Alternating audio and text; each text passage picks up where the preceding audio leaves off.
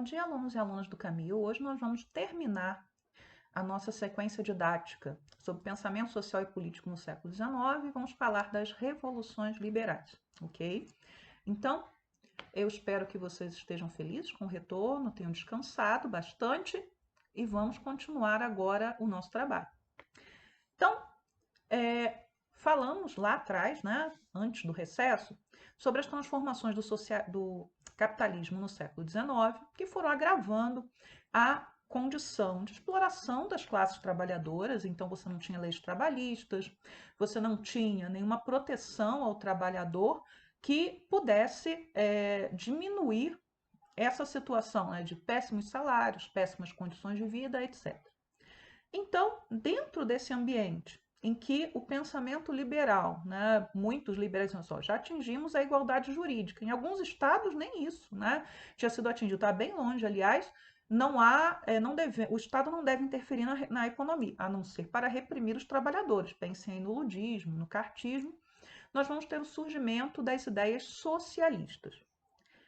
Temos o socialismo utópico, e utopia vem de sonho, né, daquele mundo ideal, né, vocês lembram lá do livro Utopia, do ano passado, que vocês leram quando vocês foram falar da época do Renascimento, do Thomas Moros, etc. Então, é de lá que vem a palavra utópico. E nós vamos ter o socialismo científico e o anarquismo, que também é uma corrente do socialismo. Mas geralmente a gente separa para poder falar do anarquismo. O que os socialistas utópicos, né, eles defendiam, no geral, porque são vários pensadores, e o socialismo utópico ele não morreu por causa do socialismo científico, há muitos utópicos ainda hoje. Tá? Então, corrente socialista, um socialismo libertário, ela é descendente do socialismo utópico, ela não é descendente do socialismo do Karl Marx. Mas vamos lá. Os utópicos, eles normalmente defendem que é possível reformar o capitalismo, possibilitando melhores condições de vida para os trabalhadores ou proporcionando o início de mudanças que serão mudanças mais profundas, que tornem o capitalismo um sistema melhor ou até acabem com o capitalismo, mas normalmente não por meios violentos ou estimulando a luta entre os donos dos meios de produção, ou seja, as fábricas, os bancos, as terras, e os que só têm a sua força de trabalho para vender, ok?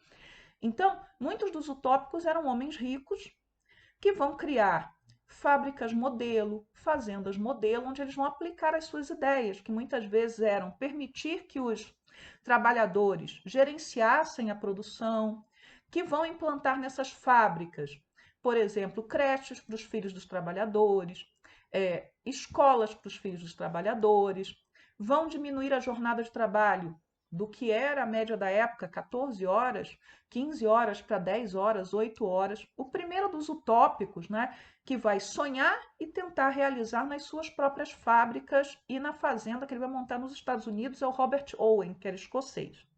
Mas há vários outros utópicos, como, por exemplo, o Claude Saint-Simon e o Charles Fourier, que são dois franceses que nasceram no século XVIII e que vão começar a pensar, né, essa possibilidade de reformar o capitalismo, porque o capitalismo era uma realidade, tinha produzido mais riqueza, porém tinha produzido também desigualdades, que eram desigualdades para eles, né, tão terríveis quanto as existentes no antigo regime. O Fourier, inclusive, ele faz a proposta que é a criação do chamado falanstério, né, que seria, de novo, aquela história da fábrica ideal, da fazenda ideal, que tudo seria produzido dentro daquela comunidade para o bem comum. Ele é considerado também um dos pais da educação moderna, porque ele vai defender que as crianças, todas as crianças, meninos e meninas, deveriam ter acesso à educação, e uma educação que lhes permitisse escolher o que elas gostariam de ser, o que elas gostariam de fazer, né, de ser no futuro. Nós temos o Louis Blanc e o Louis Auguste Blanc, são duas pessoas totalmente diferentes. O Louis Blanc, ele vai chegar a participar do governo revolucionário em 1848 na França. Então ele é o socialista que vai estar junto com os burgueses ali criando, fazendo reformas para concretizar, né, aquilo que ele sonhava como possível para a classe trabalhadora, como as oficinas nacionais. E o Blanc que é um utópico revolucionário, porque ele defendia, sim, que o capitalismo só poderia cair pela violência. Tem uma questão antiga da SpaceX que pedia, inclusive, que vocês avaliassem o pensamento de cada um desses autores. Eu não acredito que essa questão ela voltará a aparecer de forma semelhante na SpaceX, mas é bom saber um pouquinho do que cada um desses sujeitos eles pensavam, assim, em linhas gerais, para facilitar, né, caso apareça uma questão que julgue. Mas socialismo utópico normalmente aparece na SpaceX. Socialismo utópico defende o quê? A reforma do capitalismo, que é possível mudar o capitalismo de dentro sem necessariamente destruí-lo, ok? E aí, nós vamos ter aquilo que chamamos de socialismo científico. A ideia, a palavra científico, ela estava em moda no século XIX. O século XIX é o século da ciência. Então, nós vamos ter o socialismo científico, nós vamos ter o evolucionismo nascendo nesse mesmo momento, com Darwin e as suas pesquisas na origem das espécies.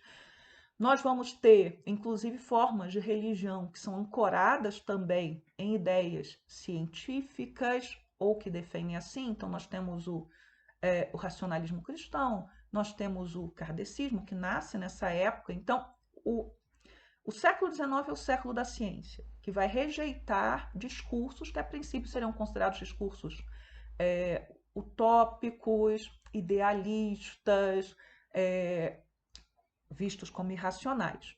No caso, né, do Marx e do Engels, eles vão estar observando a Revolução de 1848, o Manifesto Comunista sai neste ano.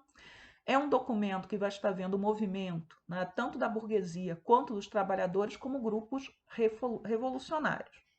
Para o Marx, não seria possível reformar o capitalismo. Seria necessário derrubar o capitalismo, e o capitalismo cairia nos estudos dele pelas suas próprias contradições. E ele vai falar sobre isso em vários dos seus escritos, mas seu grande escrito é o Capital, que vai ser publicado em 3 volumes aí, desde 1867 até 1883, e depois da morte dele, escritos que tinham ficado pendentes, o Engels vai publicar. Então, conceito importante: meio de produção, e eu já falei nessa aula, são fábricas, bancos, ferrovias, minas. Quem tem os meios de produção é a burguesia. Quem tem a força de trabalho, os trabalhadores têm que vender essa força de trabalho para quem é dona dos meios de produção. Então, são conceitos marxistas. E o que é um modo de produção? Que pode aparecer numa prova?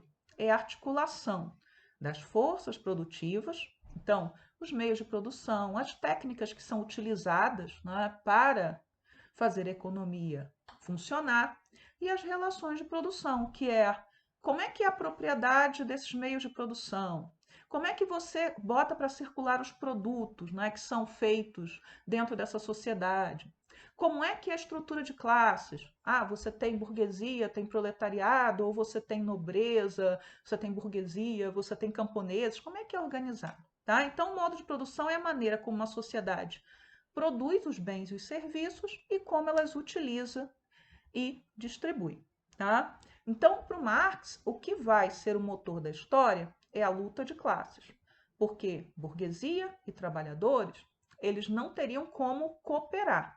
Eles até cooperariam à força ou através, não é, de mecanismos de ordem cultural, religiosa, que os obrigariam a trabalhar juntos, mas a rigor são grupos antagônicos que estão em conflito.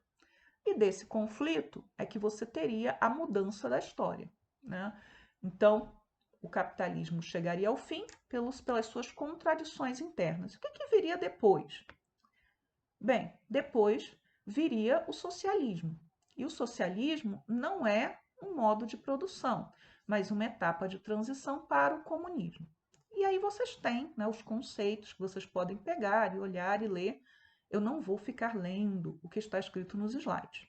Mas pensem o seguinte: na teoria marxista, para se chegar ao comunismo, antes você tem que passar pelo socialismo, que não é um modo de produção completo, como é o capitalismo, o feudalismo, o escravismo antigo, etc. Tá? Os trabalhadores, né, para Marx, deveriam se organizar. E como as relações realmente verdadeiras seriam as relações econômicas, as relações de trabalho, as relações de produção, as ideias nacionalistas elas serviriam para retardar essa revolução. Por isso, normalmente, os primeiros socialistas eles eram internacionalistas. O que é isso? Eles defendiam que os trabalhadores do mundo inteiro deveriam se unir porque a relação verdadeira de exploração era entre burguesia e trabalhadores. E esta era a mesma, essas relações elas atravessariam todos os países. Então, que não haveria o operário inglês e o operário francês e o operário alemão. Havia os operários e havia a burguesia, com interesses diferentes. Bem, por conta disso, serão organizadas as internacionais. A primeira Internacional Socialista, 1864, em Londres, para tentar discutir essas questões da classe trabalhadora. Ela abre em 64, mas não é que ela fecha, assim, seja uma semana de reuniões. Ela fica aberta até que ela termina alguns anos depois. Não é que as pessoas estivessem lá reunidas o tempo inteiro, né? Você tem reuniões e você tem debate. A Segunda Internacional, ela se reúne em Paris em 1889. E aí ela já consegue chegar a algumas questões de luta internacional. O 1º de maio, a jornada de 8 horas, a greve geral como instrumento de pressão aos patrões. E a Terceira Internacional, ela só vai se reunir aí em Moscou depois da Revolução Russa de 17, tá? Bem, o socialismo, ele quer organizar os trabalhadores, socialismo científico, socialismo do Marx, organizar os trabalhadores para que eles possam lutar por seus direitos e lutar também pelo fim do capitalismo. No caso do anarquismo, primeira coisa, o anarquismo ele parte do princípio que qualquer Estado é ruim, mesmo que esse Estado seja gerenciado por trabalhadores. Então, para o anarquismo, o que o socialismo utópico propõe, o que o socialismo científico propõe, não é interessante, porque os trabalhadores deveriam autogerenciar a sua vida, o governo, a produção. O anarquismo ele surge na década de 1860. A princípio, ele surge graças às ideias do Pierre-Joseph Proudhon, que já apareceu na prova das PSECs, para identificar alguma ideia dele. Então, ele vai defender que o capital, né, que os meios de produção, o poder, né, daqueles que têm os meios de produção, bancos, fábricas, fazendas, e o poder do Estado, eles não se diferenciam. Os socialistas científicos, normalmente eles defendiam que não houvesse propriedade privada dos meios de produção, da terra, por exemplo. Então, ninguém pode ser dono da terra, todos são donos da terra. Então, você vai ter a terra gerenciada por todos. Os anarquistas, eles não são contra a propriedade privada dos meios de produção. Você pode ser o dono da sua terra, você pode ser o dono do seu barco de pesca. O que você não pode é explorar a mão de obra de outros, ou seja, explorar o trabalho, né? Contratar, pagar péssimos salários, etc. É isso que você não pode fazer. Tá? Os anarquistas querem uma sociedade sem classes, sem estados, de pessoas livres e iguais. Então, o anarquismo ele está presente também até hoje, tanto na esquerda política quanto na direita política. Então, o anarquismo ele acaba atravessando, mas esse anarquismo que a gente está falando aqui é um anarquismo que surge à esquerda, que surge como uma corrente do socialismo, tudo bem? E para o anarquismo, não adianta, qualquer governo é ruim. Então, aquela fase do socialismo de transição também não seria boa para eles, tá?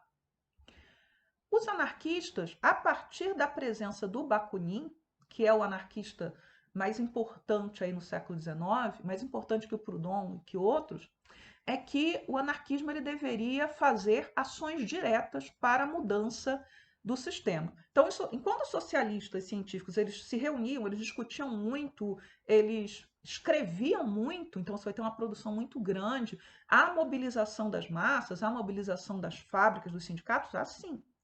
Mas no caso dos anarquistas, eles vão defender, pelo menos a corrente do Bakunin, ações diretas, que poderiam ser inclusive ações violentas, ações de grande impacto. Então, o que acontece? O anarquismo ele vai ter, né, muito mais penetração dentro dos meios operários em alguns lugares, até no Brasil, até a Revolução 17, do que o socialismo. Porque, por exemplo, o que vai mudar isso? Em 17, com a Revolução Russa, os socialistas têm um Estado a apresentar. Os anarquistas não têm um modelo, até porque eles não queriam isso. Os anarquistas eles organizam comunidades anarquistas que existiram no Brasil, na Argentina, no Uruguai, na Europa, onde você vai tentar aplicar as ideias anarquistas de autogestão, de igualdade, etc. Mas o que os anarquistas fizeram que ficou muito marcado no século XIX e no início do século XX? Atentados. Mataram a imperatriz da Áustria, mataram o czar da Rússia, mataram o rei da Itália, mataram um presidente dos Estados Unidos, mataram 2 primeiros ministros espanhóis, um presidente francês. Então, essas ações de impacto do anarquismo, de grupos anarquistas, acabaram fazendo com que o anarquismo ganhasse muito mais visibilidade, fosse muito mais perseguido, mesmo aqueles anarquistas que não defendiam esse tipo de ação. Então, vamos lá. Falamos do socialismo utópico, do socialismo científico, do anarquismo. Na aula passada, já tínhamos falado do cartismo, já tínhamos falado da questão do Estado liberal. E a Igreja Católica? A Igreja Católica ela vai ter que reagir a essas correntes de pensamento que estavam em voga na época. Com a Revolução Francesa, a Igreja Católica sofre um grande golpe. Em boa parte do século XIX, a Igreja Católica ela fica na defensiva, firmada, reafirmando inclusive valores que eram valores que estavam sendo contestados duramente, seja pelos liberais, seja pelos socialistas, pelos anarquistas, pelos cientistas dentro da universidade. Então a Igreja Católica fica ali resistindo. Mas, no final do século XIX, você tem uma carta. Da mesma maneira que você tem um manifesto comunista, você vai ter um grande documento que vai ser produzido pelo Vaticano, que é a chamada Carta Rerum Novarum, que vai para toda a igreja, para todos os bispos. O que a Rerum Novarum defende?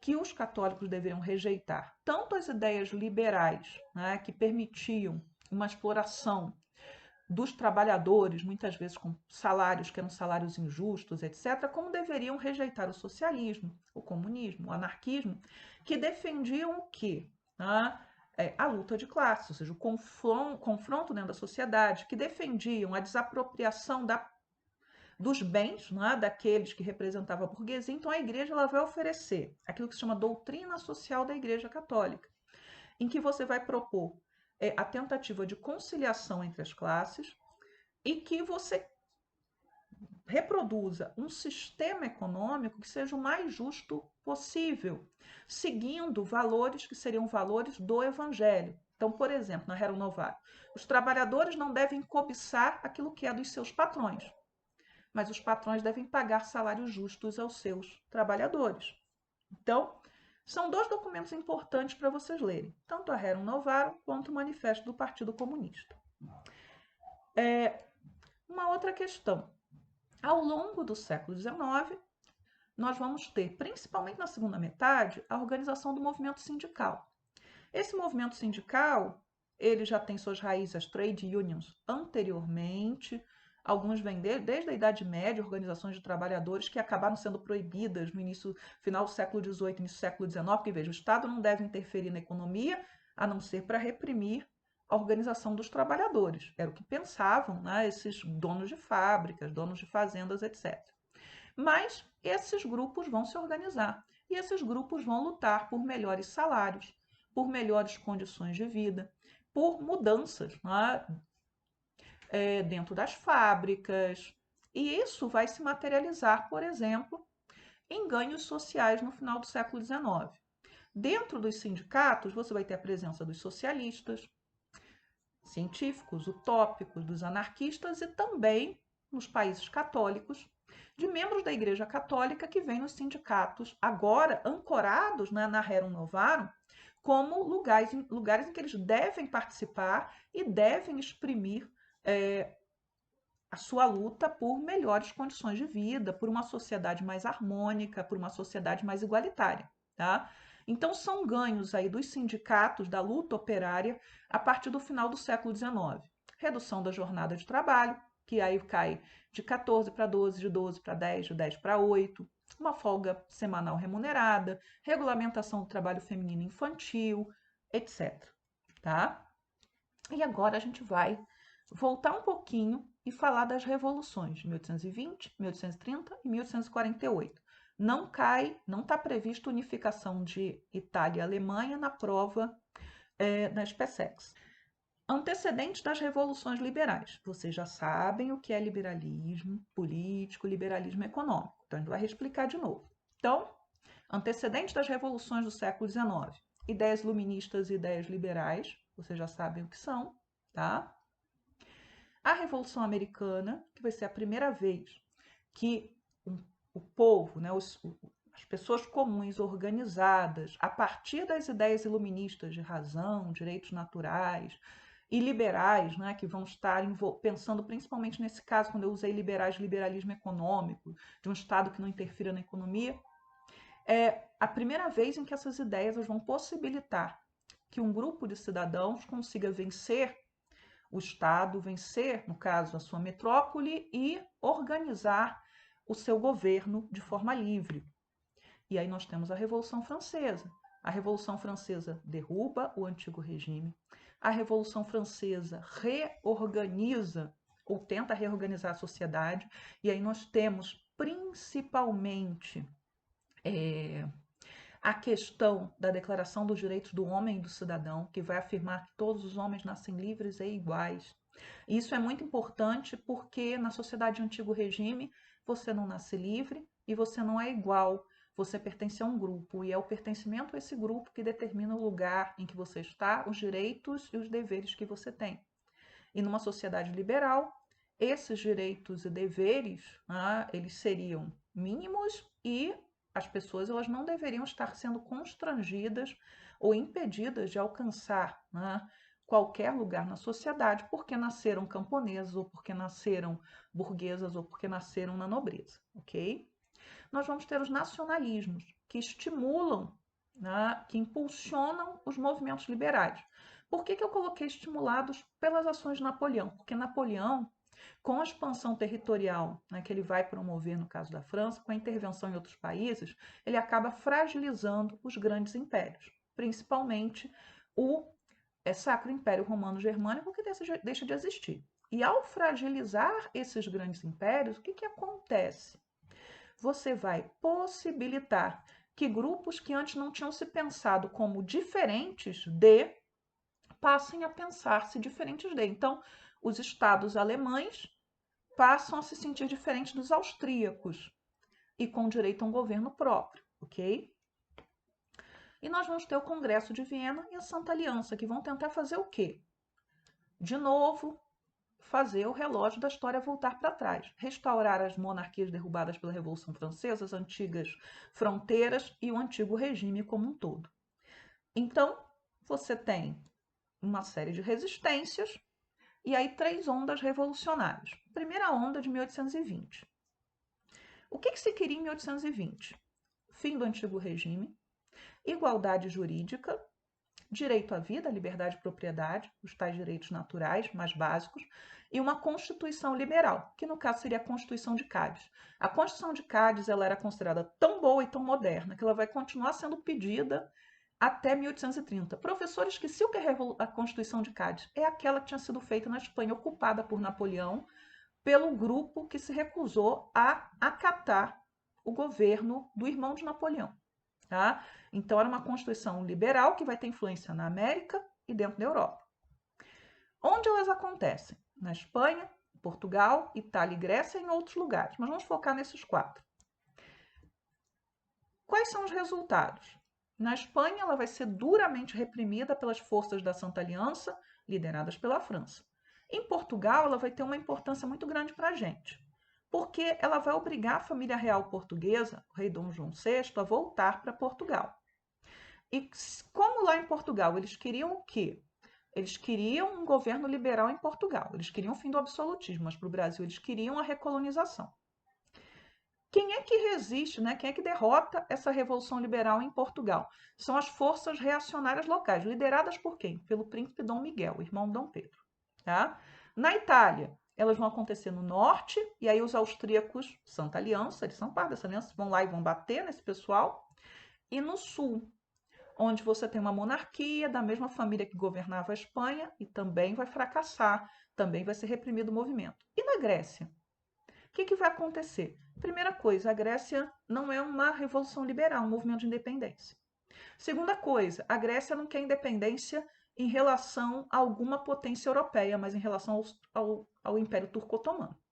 E aí a Santa Aliança, se ela em outras regiões entrou para reprimir, na Grécia ela entra para apoiar. Inclusive a Inglaterra, que vai se manter neutra entre o final das guerras napoleônicas e a Primeira Guerra, em qualquer conflito dentro da Europa, nesse conflito ela vai participar oferecendo a sua marinha.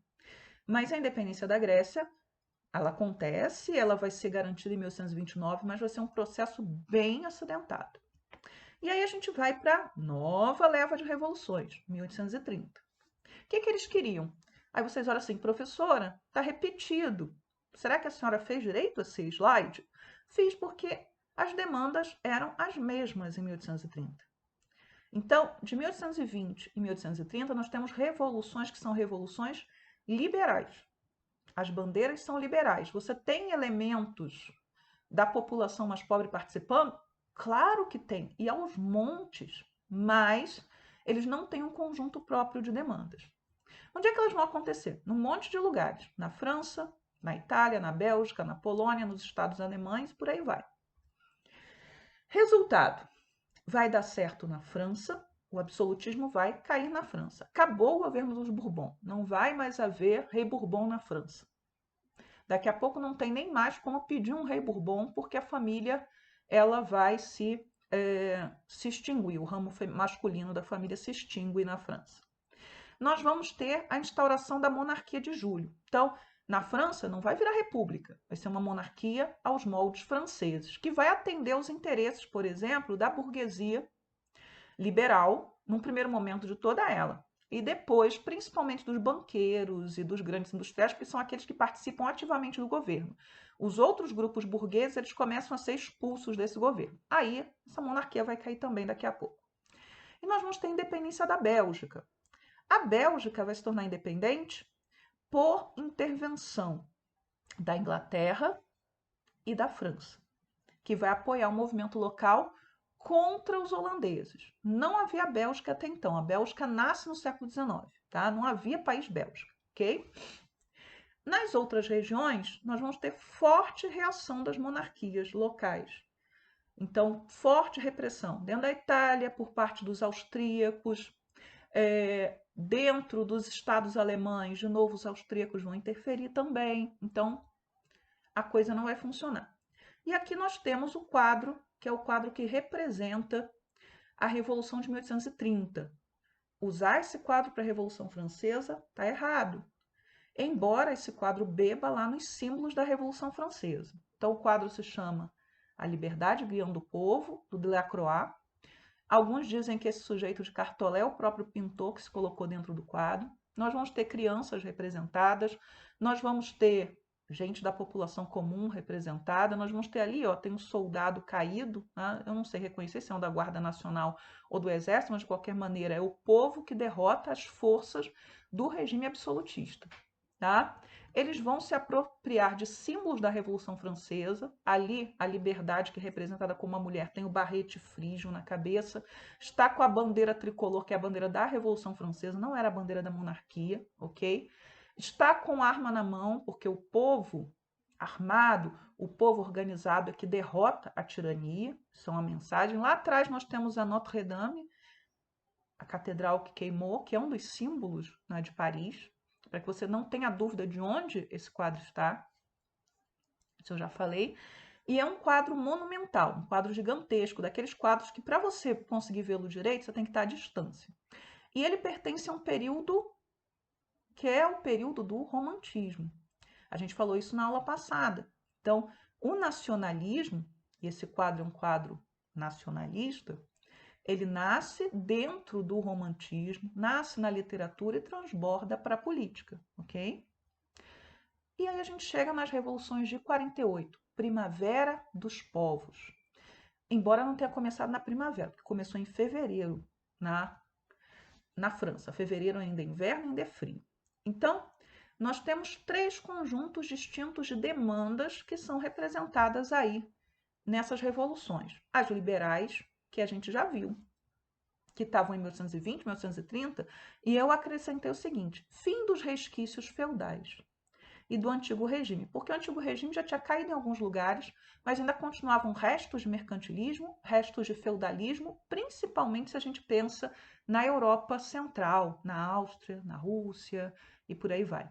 Teve revolução na Rússia? Não teve na Rússia, mas sempre tem alguma coisa na Polônia. A Polônia estava ocupada pelos russos, parte dela pelos austríacos, parte dela pelos prussianos, enfim.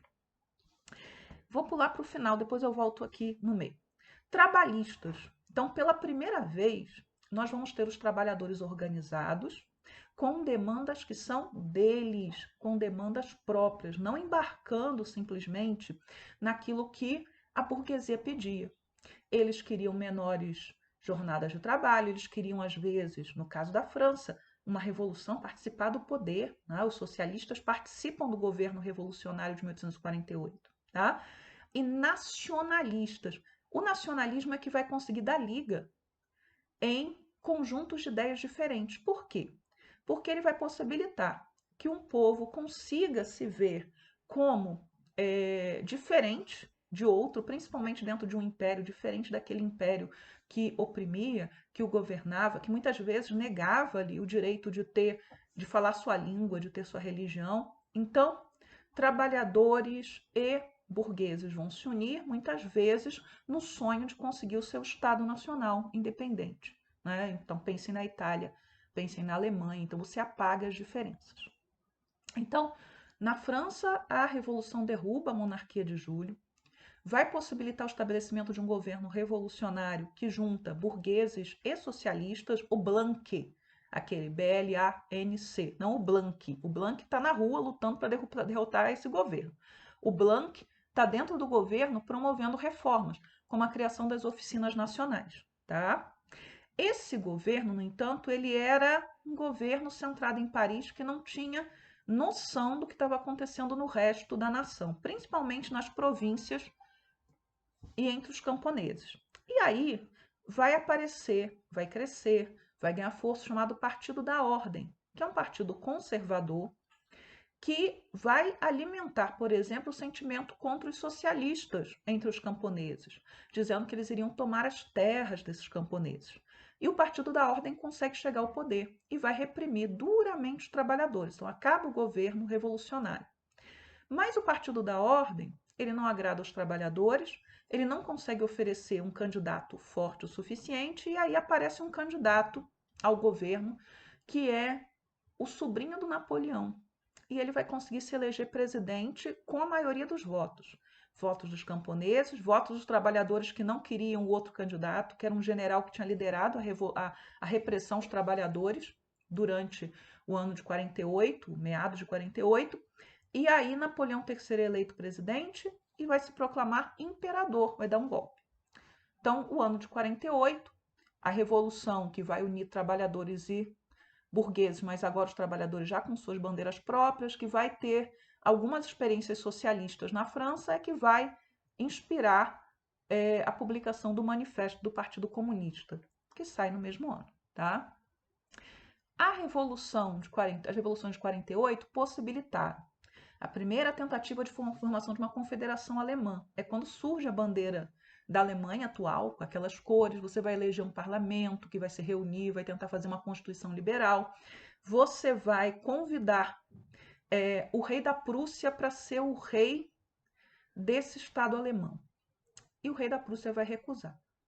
Para evitar problemas com a Áustria, porque talvez a Prússia nesse momento não estivesse suficientemente forte para liderar o movimento, mas também pense em outra questão. Se a Prússia aceita essa confederação alemã, nós teríamos um governo liberal, uma monarquia aos moldes ingleses. E não era bem o que os prussianos queriam para uma futura Alemanha, que eles vão ajudar a constituir em 1870. Okay? A Áustria ela vai intervir e você vai ter dura repressão ao movimento de 48 nos estados alemães. Mas estavam lançadas aí as sementes do pan-germanismo. Os estados alemães têm o direito a ter a sua Alemanha unificada, e a Alemanha é diferente da Áustria. tá? Apesar de todo mundo ser germânico, de todo mundo falar alemão, mas você alimenta essa ideia de que alemães são alemães, austríacos são austríacos. Nacionalismo.